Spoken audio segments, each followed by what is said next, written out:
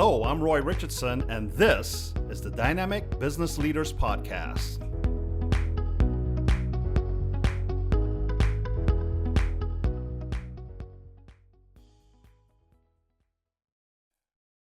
Welcome to this edition of the Dynamic Business Leaders Podcast. I'm your host, Roy Richardson, joined by my awesome co-host, Sean Murphy. What's up? This podcast is brought to you by Aurora Infotech, a cybersecurity firm helping small and medium-sized businesses stay secure in today's digital world. Our guest today is someone who's built a billion-dollar business, raised game-changing investment funds, and still finds time to mentor the next generation of leaders. He's the founder and executive chairman of APC Holdings, and he's passionate about creating opportunities for minority-owned enterprises.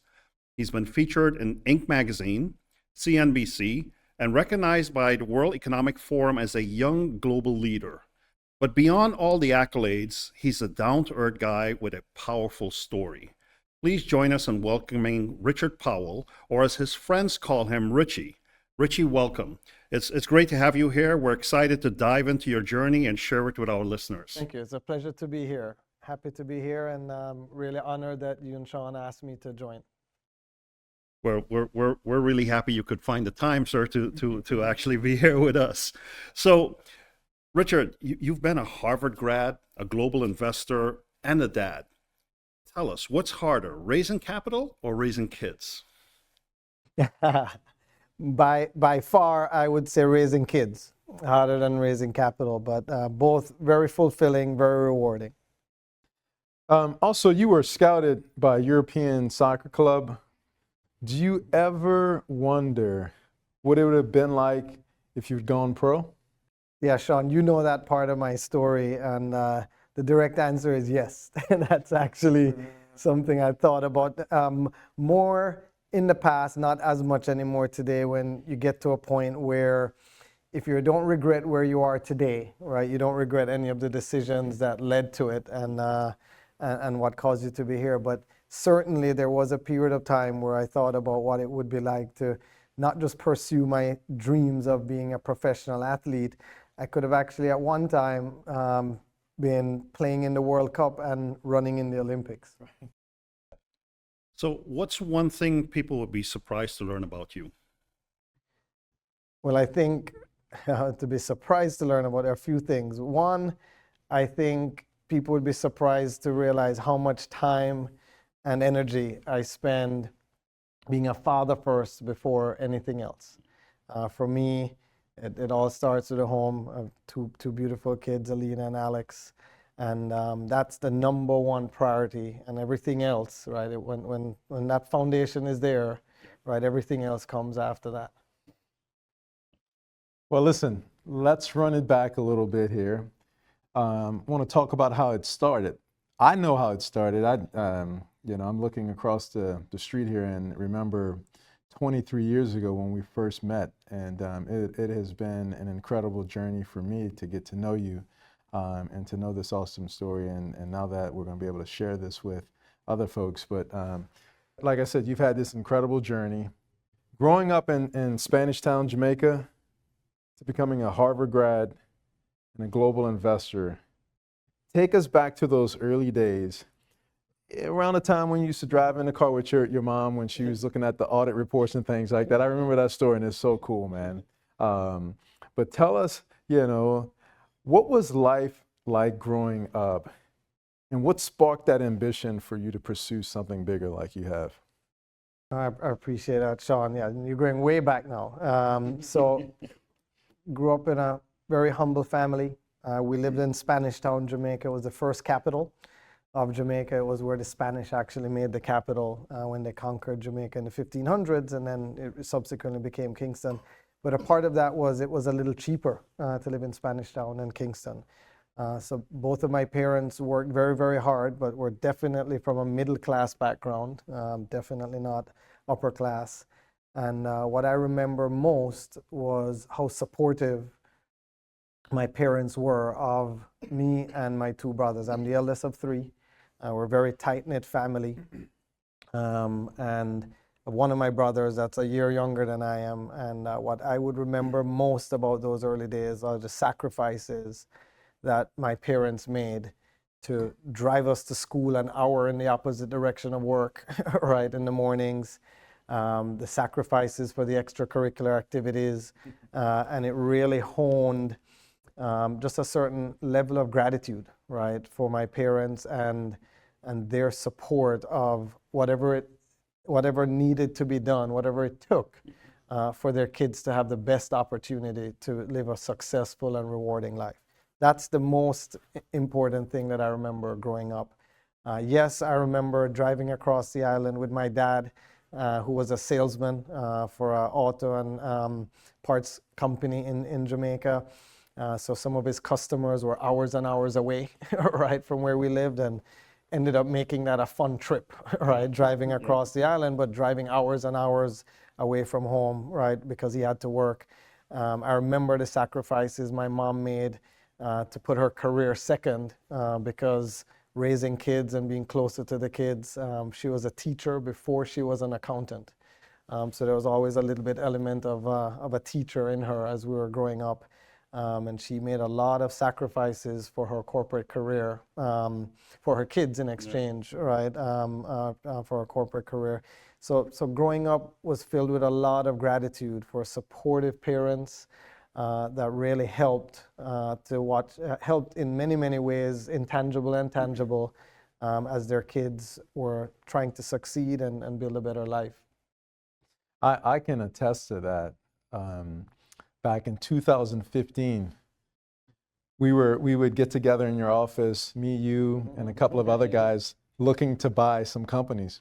So we would all have, the plan. Every Friday we'd come together, and everybody had to bring an idea to the table because we were going to go buy a company. I was going to run it, and I would go to your office, and I'd see your parents in the office, and I'm like, "What are your parents doing here?" He's like, "Oh yeah, they're working with Yusuf with his company." I'm like, "Really?" And they're like, "Yeah, they work together and all of that stuff." And I did that for about 2 months, and my oldest was seven years old, and just starting to get into youth sports and stuff like that.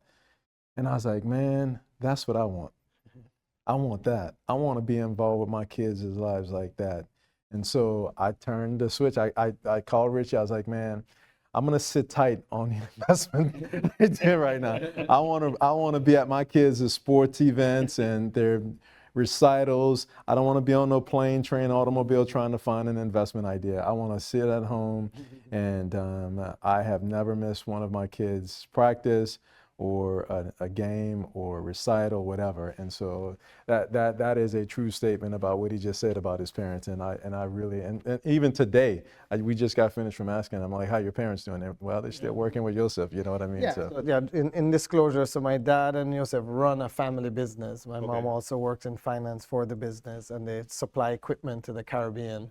And they're doing some big things, not just supply equipment, but that business is a means to have a foundation that is helping youth and helping kids with scholarships to finish high school in the Caribbean as well. So the business has helped to create the opportunity to impact more kids' lives in the Caribbean, and we're very grateful for that. But yes, today my family still works closely together, and I would still consider my parents a big part of the support system and network. And those values, obviously, that we've all had a little bit of that in our lives, right? But I'm sure you're moving that forward now with your kids, right? A lot of the values that your parents instilled in you. Yeah, 100%, right? That's right. I look back at some of the decisions my parents made with a different lens now, right? As a parent, and even have more gratitude. Yeah. Right, for some of those things. I was complaining when I had to drive 45 minutes on traffic here in Orlando because it was the wrong time of day on I-4, right? And I remember, I'm like, we did double that every single day, right?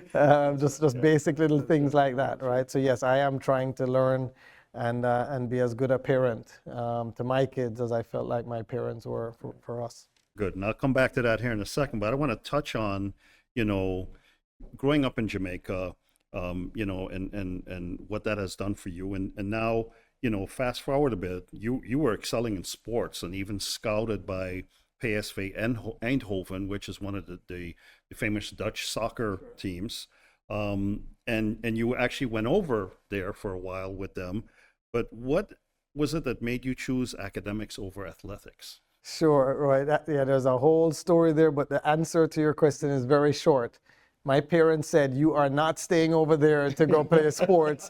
You're coming back here to finish school," right? And that one made it very short. And listen, I don't fault my parents, for that decision at the time.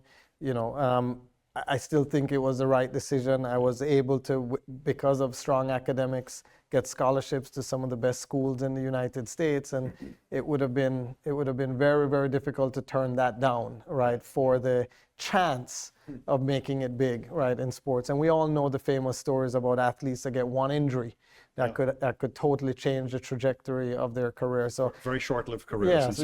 Exactly. And so I don't regret it, but it was a very quick decision with my parents that, notwithstanding their interest in having you stay here and be a professional athlete, you're coming to finish school, right? And that's the most important thing. I hear you. And as a fellow Caribbean Islander, I'm going to ask you, and I'm going to go into my Caribbean twang a little bit here, but how has your Jamaican heritage, and let's call it your broughtupsy, right, influenced your leadership and investment philosophy?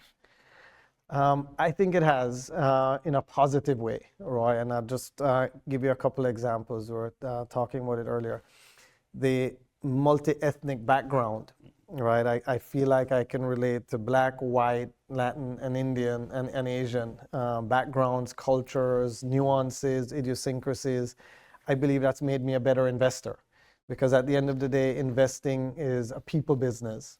And it's about your ability to connect with people. It's about your ability to build trust and influence. And cultural sensitivity, right, helps to build trust very quickly. So one immediate way from the Caribbean roots, because the Caribbean is a very much a melting pot, a very diverse place, is what I was about to say. I believe that could be an asset in the investing business. Got it. Well, listen, let's transition. And let's talk about how you scaled your first, well, it wasn't your first, because didn't you start your first company when you were 15? Yes. Yes. But let's talk about the one at Harvard. Before Mark Zuckerberg did what he did. But let's talk about your venture at Harvard. You co-founded a $100 million company while you were at Harvard. What was that experience like? It was interesting. It was in the time of the dot-com bubble, and I would tell you in the most succinct way, what it was like was a blur, right? But in 2 or 3 years, we were living the dream, building a business that, yes, had about $100 million offer on the table before the dot-com bubble burst, right, and crashed. And I would tell you, I learned a lot through that experience that helped me today in business. One of the most valuable lessons that I believe I learned there was that's the first time when we were executing on our plan, the bubble had crashed, the NASDAQ, right, had popped, and the second round of funding was not going to come, even though we did everything the investors asked us to do. Right. The investors were having problems in their own portfolio. I had to look at employees, look them dead in the face and tell them, I don't know where the paycheck is coming from in 2 weeks. I was 19 years old, looking at grown men and women who believed in this vision, believed in this dream, and that was a life-altering experience, right? And something that today I believe has made me a better investor, because I can look at an entrepreneur and I can understand with sincerity the blood, sweat, tears, and pain that has gone into building this business in a way that not just your average Harvard grad that works in finance on Wall Street can really even relate to, let alone understand or have a sensitivity around. So that's one example of a lesson that came from that early experience that still stays with me today. But it was surreal. It was a time where, as a college kid, anything is possible. We're living big dreams. We're working in the same offices that Yahoo had started in over in Silicon Valley. And that experience taught me some very, very valuable lessons that still impact my thinking today. Got it. Talk about, so those are the experiences, but the leadership style, give me a little bit more about that, the leadership style that you got out of that time and those situations. Sure. And I think this is well known, but Harvard, and in particular Harvard Business School, teaches a lot with the case method, right? And what that means is it teaches a lot that leadership is really about building consensus as a team, right? And not all the time as a leader do you have to have all the answers, right? But you have to be able to know how to get the best out of a group of people to make decisions. And a lot of times the perspective you get from a group of people makes better decisions than any one person could make on their own, right? So from Harvard, and MIT, there was a concept of really ingrained in my leadership style that the ability to influence, right, is a big part of leadership. And literally started a journey of mine, even mentally and out of intellectual curiosity, going down a path of understanding the art of influence, right, and how inextricably tied influence is to leadership. Got it. I love what you said about consensus and everything. Not everything has to be ready. And I thought that I'd read something. I think Ben Horowitz talked about that in his book. Maybe am I wrong? I don't remember. Well, a couple of there is a construct. Yes, in today's day and age, right? It is better to execute, make a decision, and iterate than take time and procrastinate and stall to perfect it, right? And it's one of the counterintuitive philosophies of building very valuable companies, right? You don't need everything to be perfect. You just need to be able to iterate very quickly and get closer and closer and closer to what it is that your customers want and will pay for. And I think in today's business age, and particularly with entrepreneurs, that message needs to come across more, right? Because, we tend to get stuck in this, it has to be perfect before we can get it out there. And not only with the business, but even in terms of decisions that we make about the business, about, whether it's from a diversification standpoint, whether it's new product, new services, etc. Launching and getting those out tends to be very, very long-winded approaches, and opportunities are lost, right? So Richard, let's talk about, and really incredible in terms of what you did while you were at Harvard and the leadership examples you gave there. But tell us a little bit about, going from Harvard to Zero Chaos. Well, yes, that's a journey. It, it had a brief stint working on Wall Street, right, for some big banks. I really felt like it was important to understand how the game was played, right, at the big level, right, in the big leagues. And with a little bit of experience under my belt there, and a partner that I still talk to today, who's a couple years older than me, said, let's go, let's take this leap. Let's start the journey of investing in private businesses and owning private businesses as a means to create wealth and have impact. We moved to Orlando and acquired Zero Chaos a year and a half after moving to Orlando. And the Orlando decision was great. It was part business, part personal. We saw the growth of Florida and the growth of Central Florida in particular as an area that was underlooked by a lot of the big investment firms, the big Wall Street firms. So it was a very welcoming place for us as we came in here to try and set up shop. And also I knew that my family would eventually migrate from Jamaica, but they would go no more north, right, than Florida, right, and Orlando being, listen, they wouldn't even go to Georgia, right, because of how cold it gets there in the winter. So Orlando became a good place as a home-based business and personal. And the Zero Chaos story, which is a whole topic in and of itself, was born out of that Harvard network. It was actually through a lot of networking that my partner and I connected with a Harvard graduate here in Orlando that would eventually be the CEO, right, of Zero Chaos.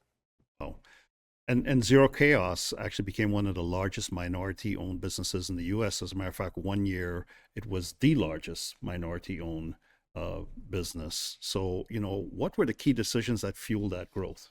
Yeah, and just to be clear, it certainly was one of the fastest growing. It was the fastest minority-owned business to get to $1 billion, but it definitely wasn't the largest. There's some very well-run businesses. The largest one, technically, I think, is Worldwide Technology, Okay. an IT service business founded by David Saywood out of St. Louis.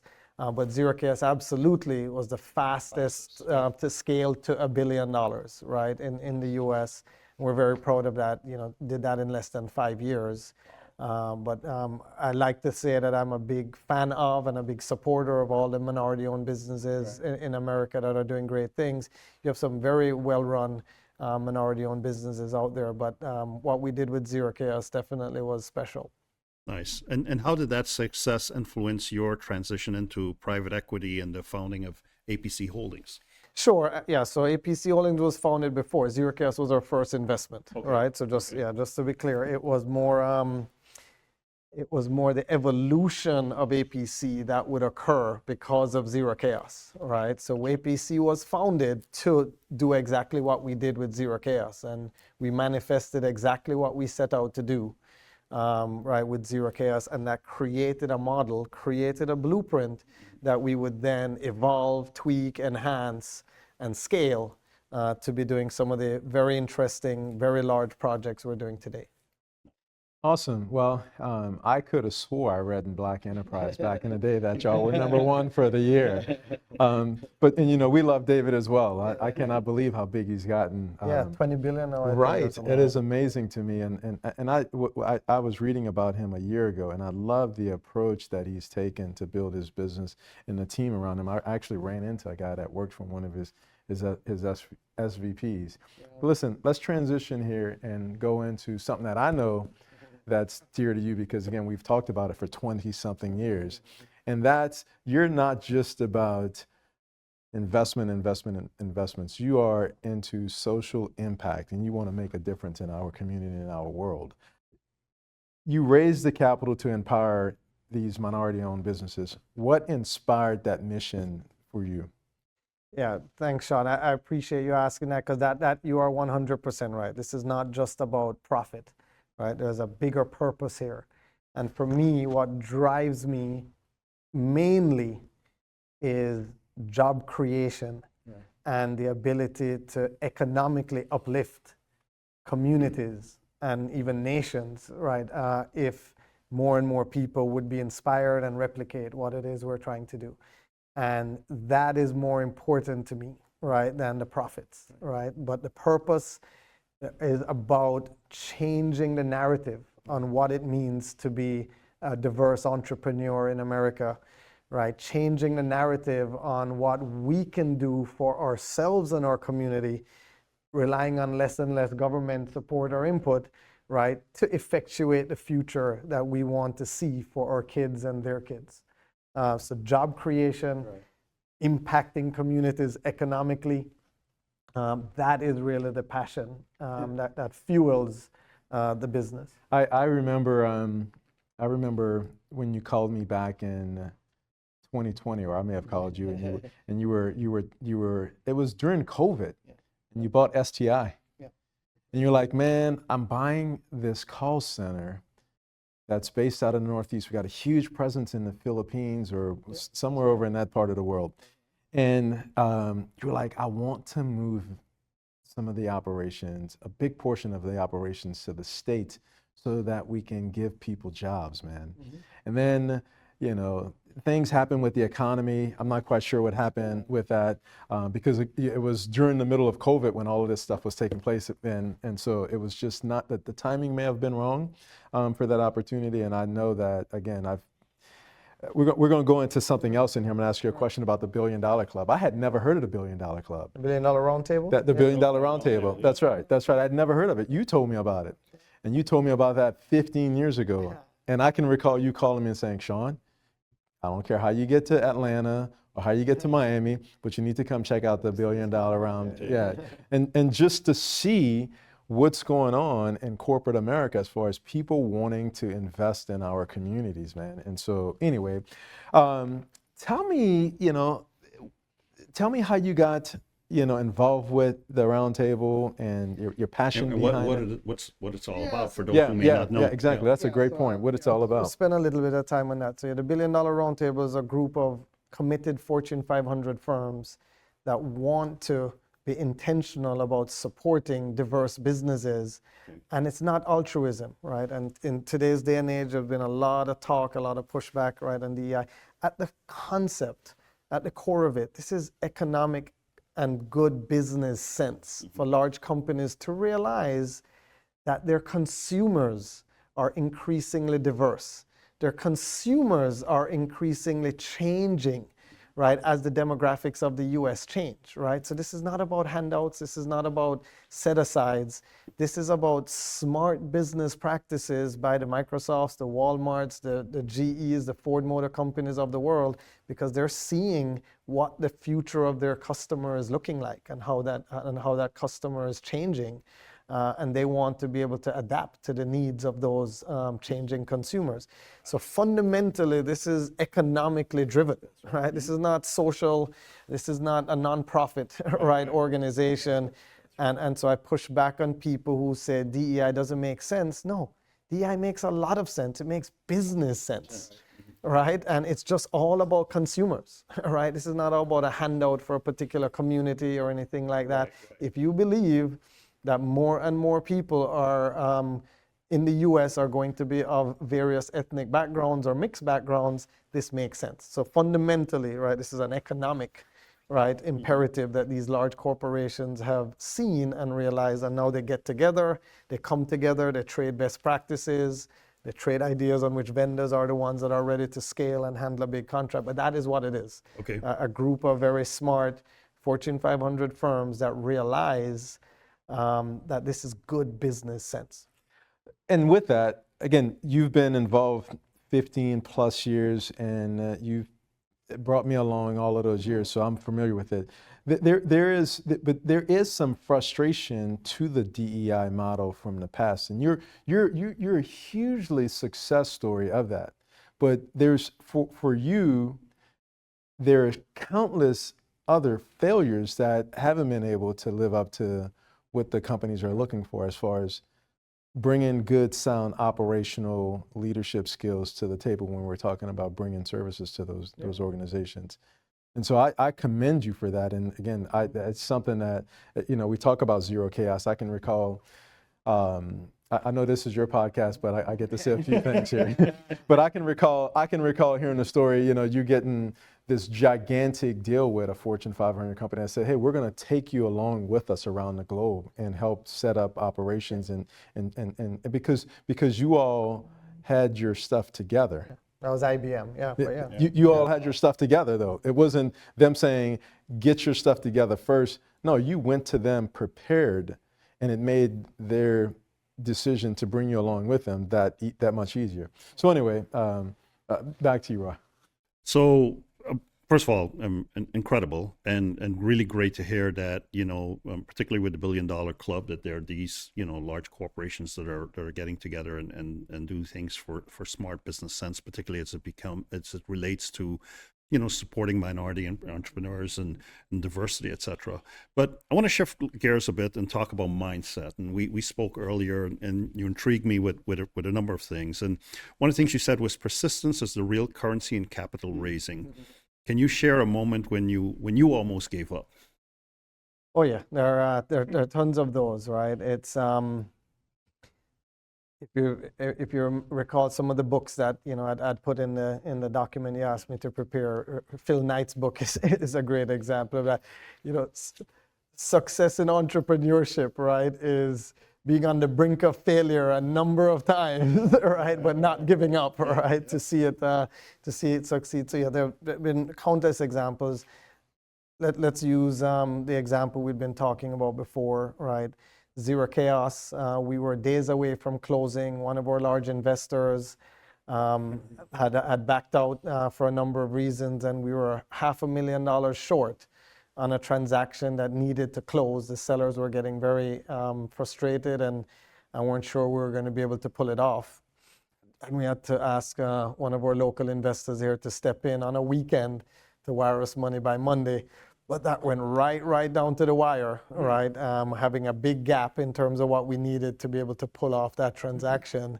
And that was, 20 plus years ago, and there are, countless examples since. But yes, there's if you're not comfortable hearing the word no, and if you're not comfortable having a certain level of determination and grit as it relates to, raising capital and meeting deadlines, right?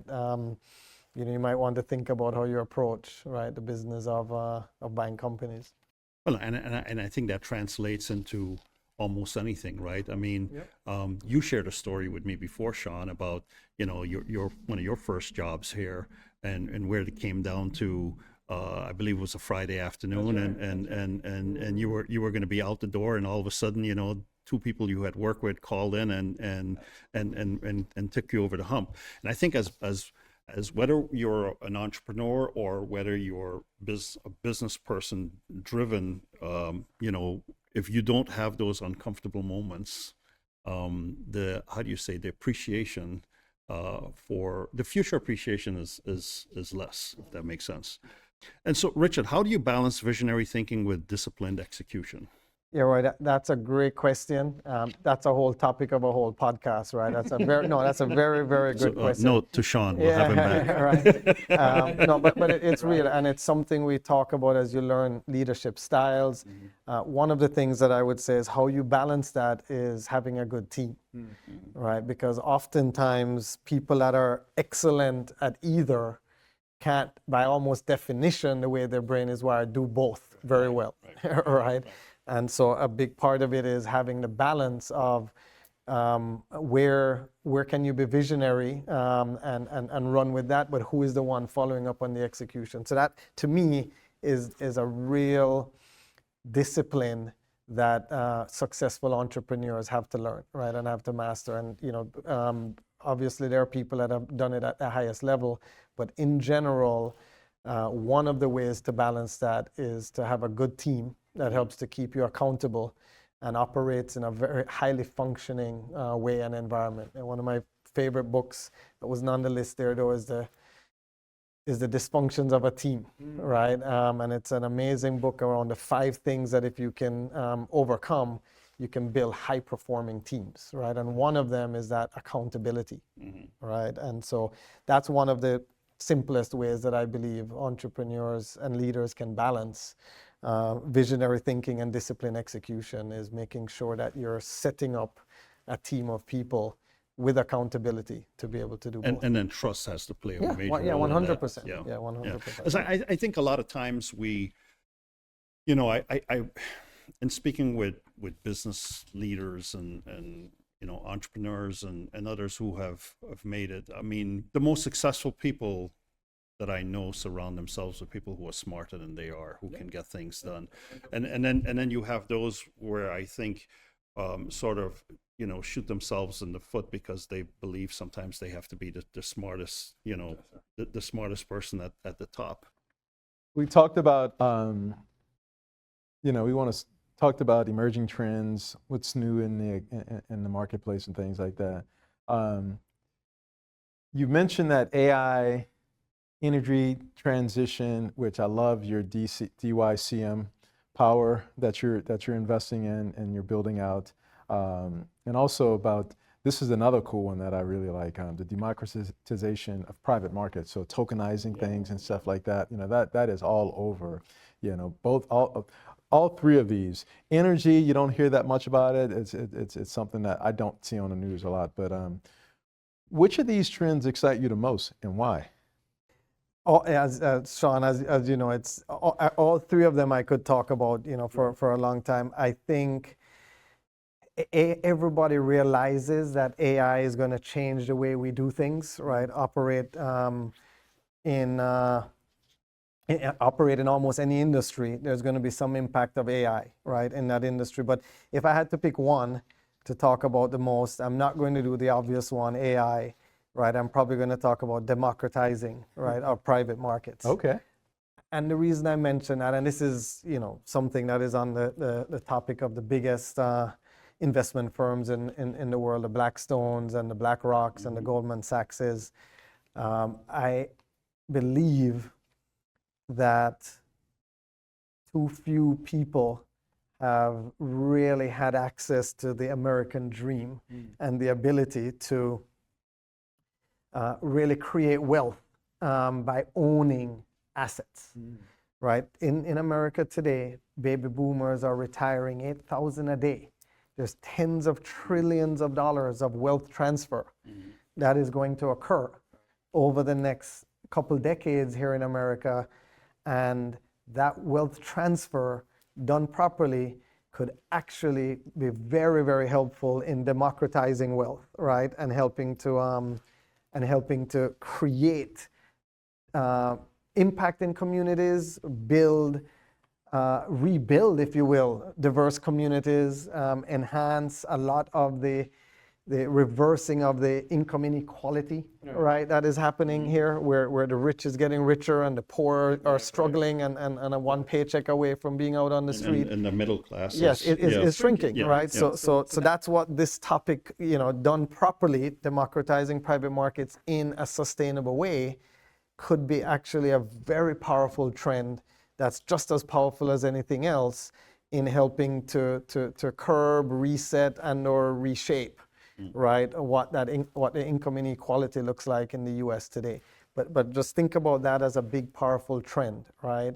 8,000 baby boomers a day are retiring in the U.S., right? And the wealth that is being transferred to other generations, to people who need to buy those assets because they don't want to hand the business down to their kids because they know the kids might run it to the ground in 2 years after that, etc. So again, Sean, we could spend 5 minutes on any one of those topics. I just wanted to choose that one, right, as as one that I think is very fascinating. Well, good. I still want you to talk about one of the other ones because I love DYCM and what you got going on there. I remember I was looking at this morning.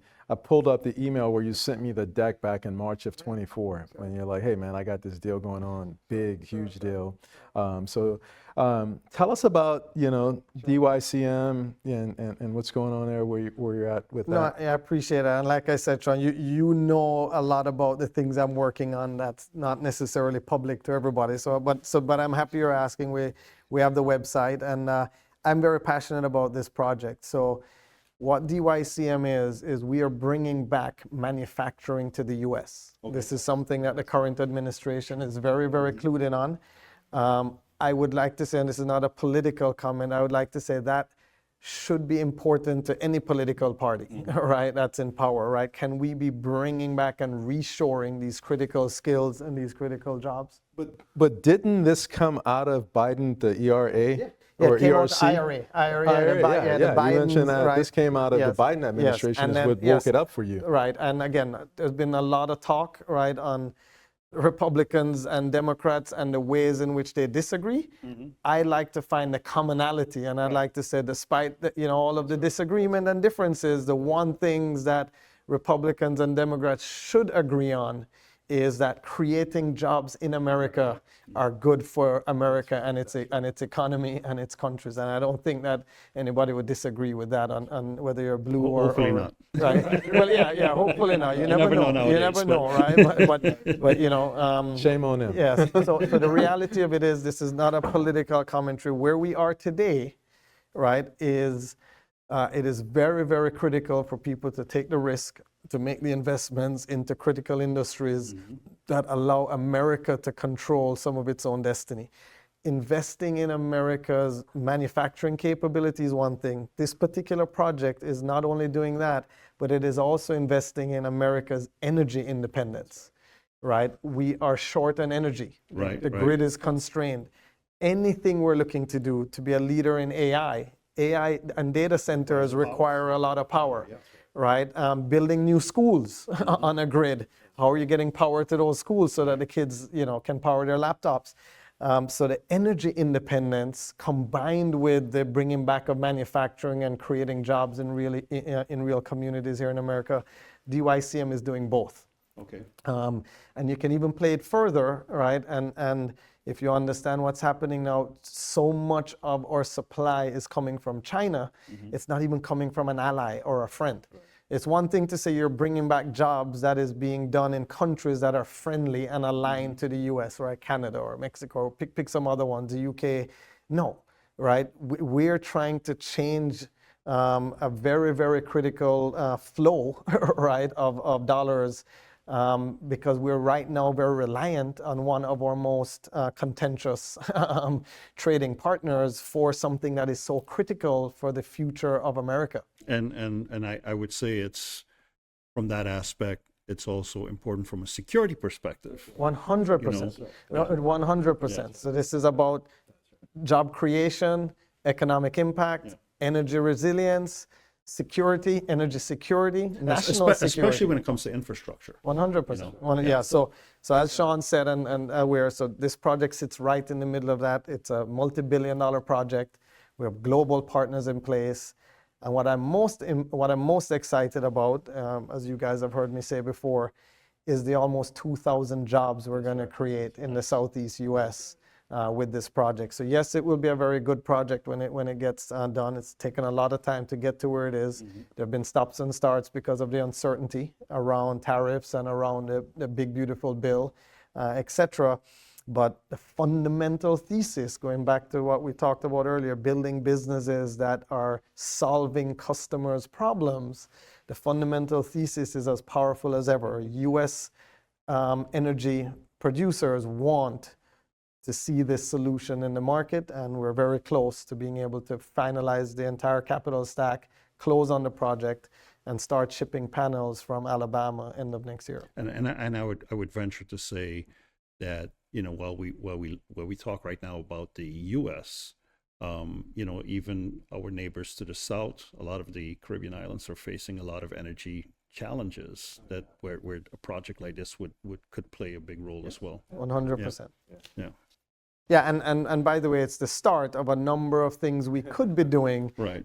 In a similar vein. But again, what it really starts with is a big, bold billion-dollar ambition to solve a multi-billion-dollar problem in the U.S. for large customers. And then we reverse engineer and say, okay, this is the problem. Do we have the resources, the relationships, and the capital to solve that problem for customers? It just turns out our customers are some of the biggest energy producers and users, right, in the country. Cool. Well, let's bring it home. You know, I want to focus a little bit here on legacy and vision, and you know that's always important from various aspects. But you know, if you could be remembered for one contribution, business or personal, what would it be and why? I would want to be remembered for inspiring a whole new generation of leaders, entrepreneurs, public servants, and otherwise to dream big, challenge existing norms, and live the life of their dreams. Nice. And if you had the ability to put together a dream board of advisors of people, you know, both, you know, from the past or present, you know, who would you put on your board and why? You know, what would that dream board of what you call of contributors look like? Sure. That's an interesting list, Roy. I think you know you're asking me sort of a trick question here because I love reading, right? I love learning about people's stories and what inspired them to do uncommon things. In fact, this summer I had my kids read a biography and they got to choose. My son did Nelson Mandela. Nice. Right, and my daughter did. Powerful. My daughter did Simone Biles. Right. And so I had them do that, not just reading the fictional books, and they're good readers. They read, you know, 3 books a month, and so for me, I think the combination of people would be an eclectic one, right?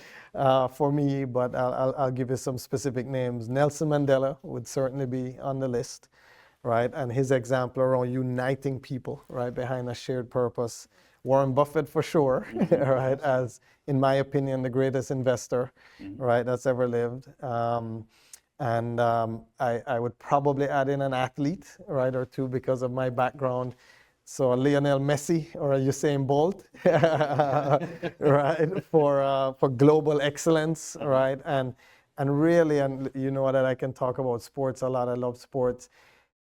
Both Usain Bolt and Messi have one thing in common, and they talk a lot about the work and the preparation that goes into people looking at them as an overnight success, right? And how much time they put into being the 17 years that went into being an overnight success, right?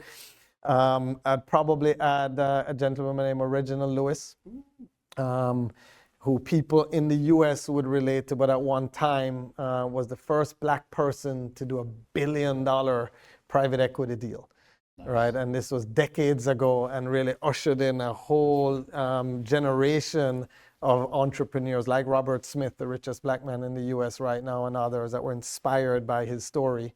Right, and then I would go, you know, if you pick some historical figures, right, you know, there's a lot of interesting things I think we could learn from people like an Alexander the Great or a Marcus Aurelius. Right.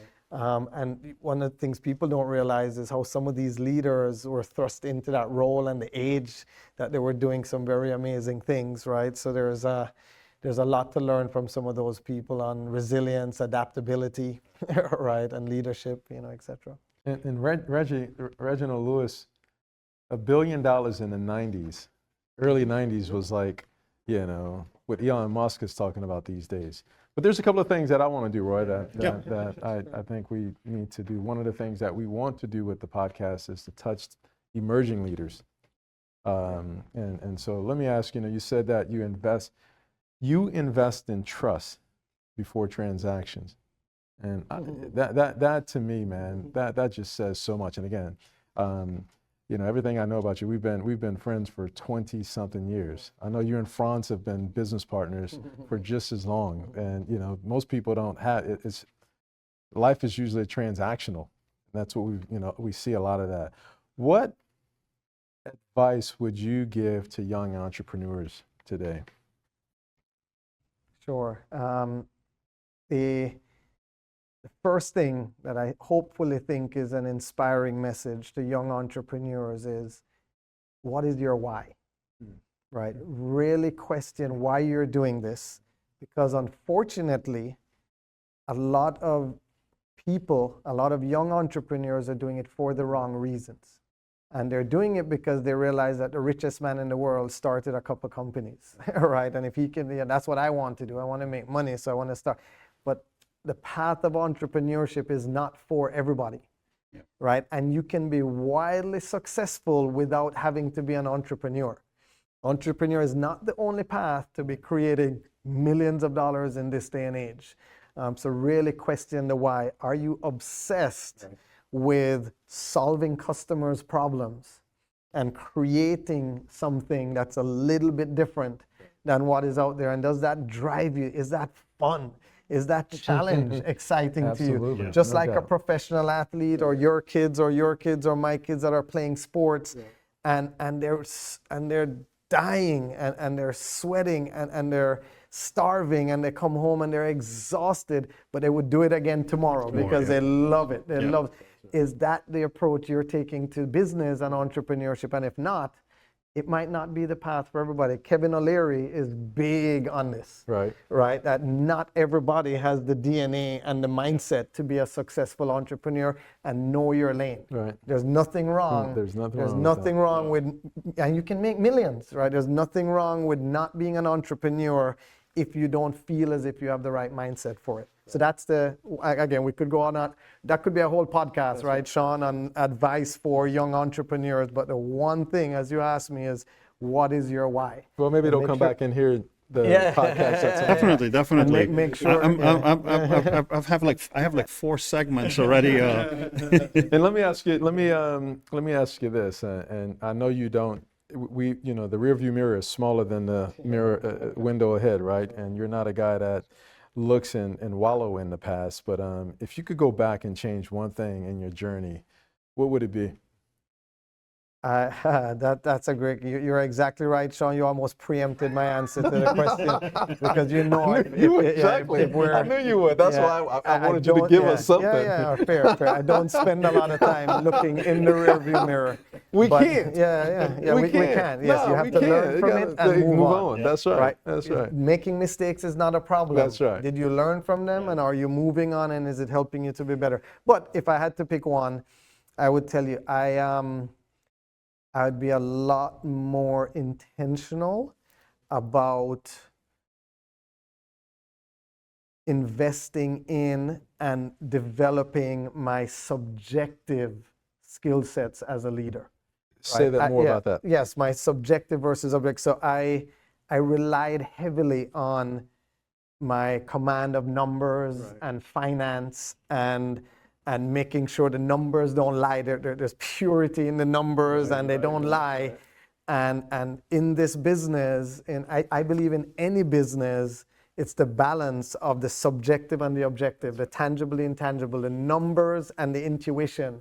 And I never relied as much or even invested enough in understanding the value of the softer skills, the intuition, the reading people, the just being able to follow your gut and say, you know what, despite what the numbers are saying, that's not a person we can trust, right, etc. And so some of my painful lessons in business have been because I did not listen to that or did not invest in that, and the numbers were right, the people were wrong, and the business did not perform right as we expected it to. I want you to talk. Being very, very candid. Yeah, with you, absolutely. Right? You know, the cool thing about that, you and I connected back in 19. You flew up to Greensboro at the Leadership Institute, where we did a lot of work around that, and I appreciate, you know, I can recall back 20 years ago we were talking Tony Robbins, right? But look, let's go back to you said something that man, I'm like, okay, I want to hear more about this. You said your kids and going to functions with them helped you with the intuition part and reading the room. Talk about that. Yeah, sure, Sean. That's cool. Yes, it's powerful. But one of the things that I realized, and on my journey as a leader, over-indexing on that sort of analytical side of the brain, show me the data, show me the data. One of the things that kids do for all of us, I'm not the only parent in here and the only parent listening to this, is it makes you very present. Right? It makes you very, very present in that moment, because kids can feel if you're there, but you're not really there. Got it. Right? And your kid will look at you. If you're sitting beside him, he's like, Daddy, you're not paying me any attention. You're not here. I need you here, because your mind is somewhere else. And kids can do that, right? Yes. And so one of the things kids have taught me is to be a lot more present. And then with that presence comes learnings and insight that you could not get because your mind was literally halfway across the world or somewhere else. And so I was a victim of that before, having so many things going on at one time that my mind just was not right here in the moment. You were time sharing. Yes. And so reading a room, it's almost been like the rooms now are 1080 PhD, right, versus black and white before, because what I'm seeing with that presence is very different. I'm now actually focusing on somebody's body language, not just what they're saying. Before, I would only hear what they're saying. I wouldn't even see them because I wasn't even looking at them. My mind was somewhere else, right? Right. So it's it's that presence. Yes. And I credit being a parent and trying to be a good dad and my kids for helping to develop that aspect that I believe is helping to make better business decisions. And that goes a long way. Actually, I sat in a session this week with a gentleman who wrote a book about being a disciplined listener, and he touched on that same topic with his own kid, and the importance of being there for them when they need you, listening and being attentive.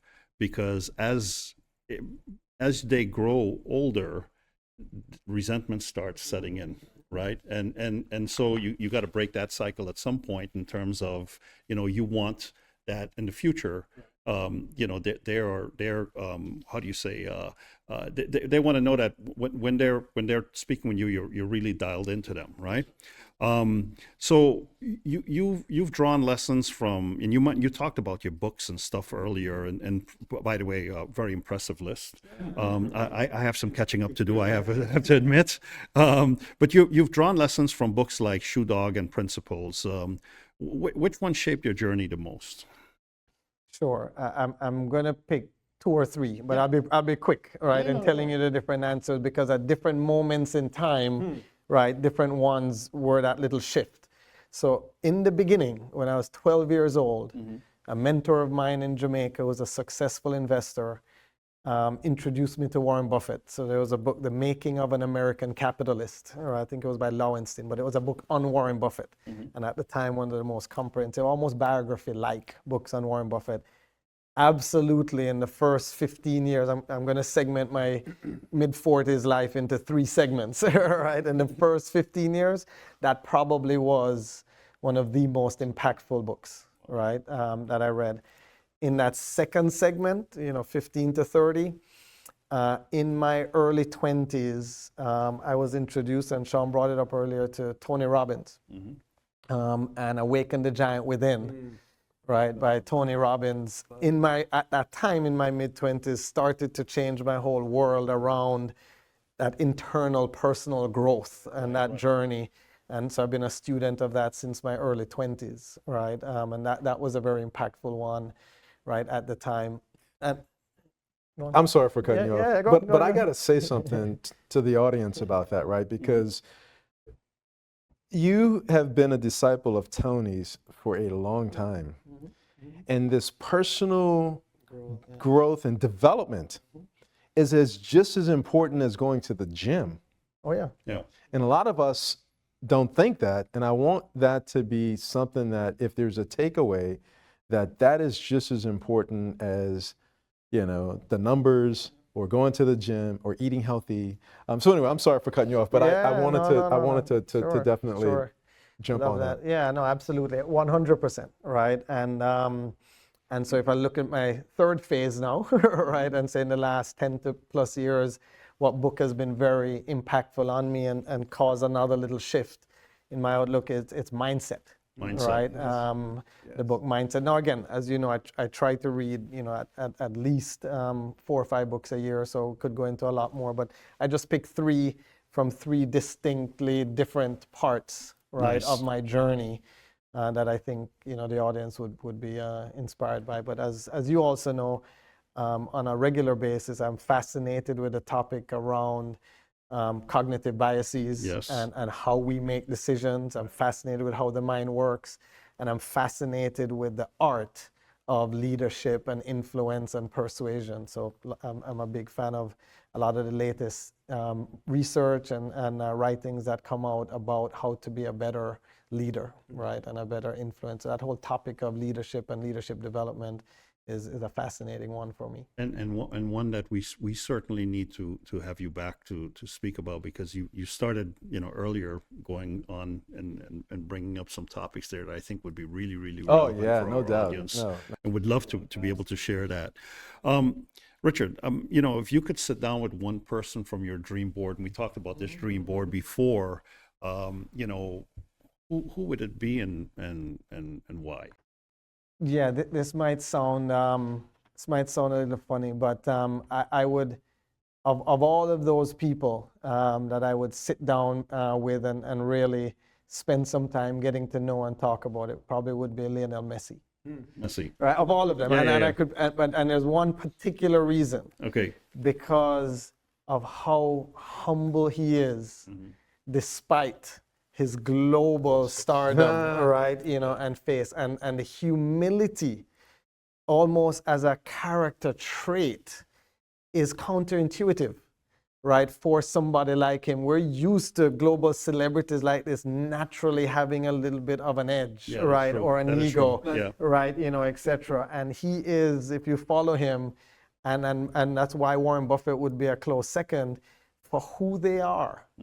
right? And how down to earth they would be sitting down there in Messi's instance drinking a Pepsi. He wouldn't drink a Coke because he's sponsored by Pepsi.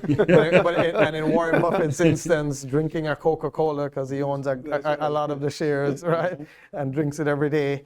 And you'd have conversations with these people that, you know, would be so inspiring. But the humility, and Buffett talks about this a lot, but the humility of these people, which again is counterintuitive to some of their peers, but it's fascinating to me to unpack and learn about how that as a part of their DNA actually helps make them who they are, right, in terms of that success, right, and legendary status in their respective field. Is this Messi of FC Miami?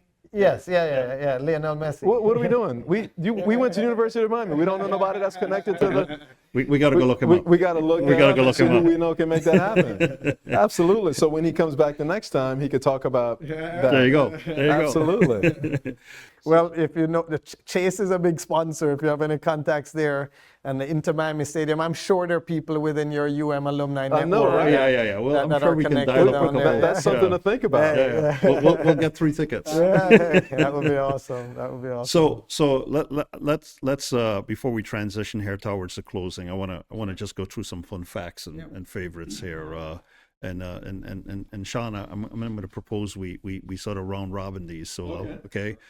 You can go with the first one. The favorite productivity hack. Your go-to. My go-to productivity hack. For now, I would say Gemini. Okay.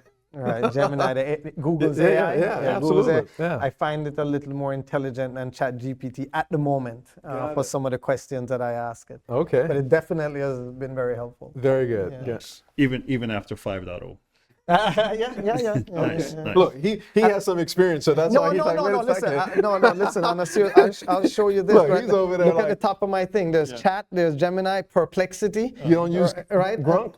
Or, I haven't yet. I tried, but literally 3 of them are at the Okay, top got of my favorite apps. Right? Perplexity is a very interesting one, and how because it's apparently the most intelligent of all of them. It's almost like an aggregator of what a lot of the other ones would say. It's called Perplexity. To be downloaded. Yeah, Perplexity AI. You check that one out. But yeah, so for now, Gemini. That's why I said for now, because it could change in 2 weeks, right? But yeah. All right. So let's take it back down to the islands. What's your favorite Jamaican dish? All right, favorite Jamaican dish would probably be gunga pea soup. did y'all have a lot of that when you went to your 40-year reunion a couple of weeks ago? I had some, yes. Okay, yeah, got it. I had some. A gunga pea soup, a good soup, but and gunga peas is like in Latin culture, they call it gandules. Okay, yeah. So it's just a Yeah, soup made with that particular pea. Okay. And the flavoring with the Scotch bonnet pepper and everything like that. You're speaking my language Yeah, already. Okay. Okay. A month ago, you were in Jamaica for your reunion and for an investment conference, and I know. And then you were telling us earlier about being in Ghana. What's the one thing you always travel with, outside of your phone? What I always travel with is my travel-sized Tempur-Pedic pillow. Okay. All right, my travel-sized Tempur-Pedic. Got it. Yeah. Very cool. Probably take a lesson from that. I've stopped in many places where the pillow was really overused. I hear It you. affects my sleep. I hear you. I hear you. So it's one that just fits right in the carry-on and doesn't take Nice, too much. nice. Okay, most surprising lesson learned from a mentor. Surprising Yes. lesson learned from a mentor. At the time, I thought it was surprising. Now I would say I didn't know how I lived without it before, but it's many times in life, both your personal life and business life, it is better to be rich than to be right. Right? And so in marriage, it's like it's better to be happy than be right. Yes. And sometimes you have to make a trade-off. Amen to that. Right? Right? There's a lot of times you could win the argument, but did you really win? Yeah. Right? It's better to lose the battle than the Yes, war. right. So it's sometimes better to be happy than be right, better to be rich than be right. Sounded a little funny to me when I heard it, but as I've been processing it and utilizing it, it's very true. Right? Yeah. Nice.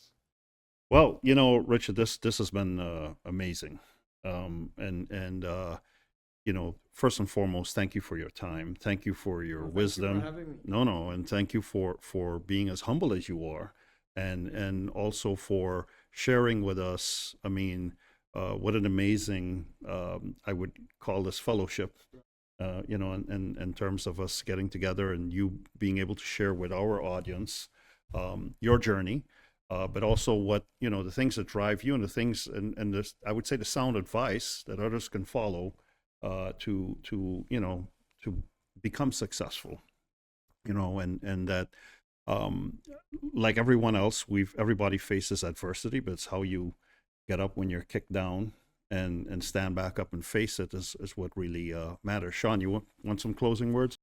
No, I'm a huge fan. I've been a fan a long time, and I got I've had the privilege of getting these stories for 20 plus years, man. I remember when he wrote his book, 10 years ago, maybe 12 years ago, CNBC, 12 years ago, back in the day, this goes back where they featured him, and I still think that enough folks don't know who he is, and you're talking about an incredible story. And an incredible story from an incredible individual. Well, no, I appreciate it, guys. I'm happy I got to share some of this. So for me, the passion is really inspiring the audience, the people listening, to hopefully take one or two nuggets away, right, that can change their lives. And definitely look forward to being back to talk about some of those other topics that we didn't have time to get into We will today. make that happen. Yeah, I look forward to it. Thank you. Thank you. Thanks. Awesome. Thanks a man. lot. Thank you. Thanks, brother. It's been great, man. Hey, same here, man. Thank you. Hi, I'm Roy Richardson, host of the Dynamic Business Leaders Podcast. Are you a business owner or a leader of a successful business? If yes, we'd love to have you as a guest on our program. Our goal is simple. We provide a platform for leaders to share their experiences to benefit others. We want to hear your story, how you got started, the challenges you faced along the way, and your passion today. If this sounds like you or you know someone who fits these criteria, then be sure to get in touch with us by visiting our website linked in the episode description below. Also, don't forget to subscribe to our YouTube channel and click the notification bell to be notified when our next episode goes live. Or, if you'd rather listen to us during your car rides, you can also follow us on your favorite audio channel using your podcatcher. Thanks again, and remember, keep crushing it.